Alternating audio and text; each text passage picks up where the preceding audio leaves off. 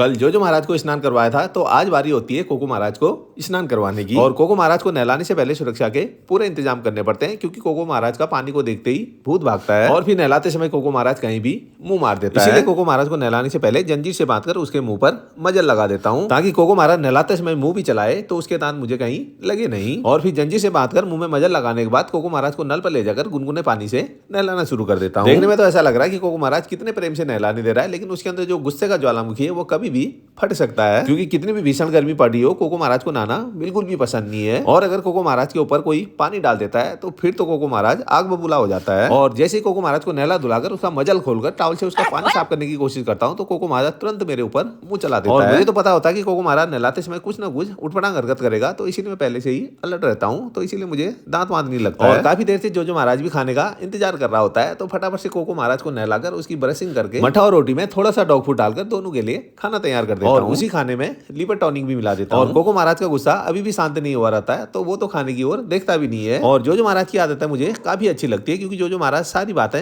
आराम से मान जाता है। और जोजो महाराज को भोजन कराने के बाद कोको महाराज को भी भोजन कराने के लिए थोड़ा सा मस्का लगाता हूँ, और तब जाकर कहीं कोको महाराज का गुस्सा शांत होता है और भोजन करना स्टार्ट करता है। और दूसरी तरफ भोजन फिनिश करते ही जोजो महाराज की मस्ती शुरू हो जाती है, और तभी फटाफट से कोको महाराज भी अपना खाना फिनिश करके तुरंत मेरे पास पहुंच जाता है। और कोको महाराज को देखकर ऐसा लगता है कि उसको अपने किए पर पछतावा है और वो मुझसे सॉरी कहने आया है। और फिर कोको महाराज के सॉरी बोलते ही मैं भी थोड़ी खरी खोटी सुनाकर उसे माफ कर देता हूँ। राधे राधे।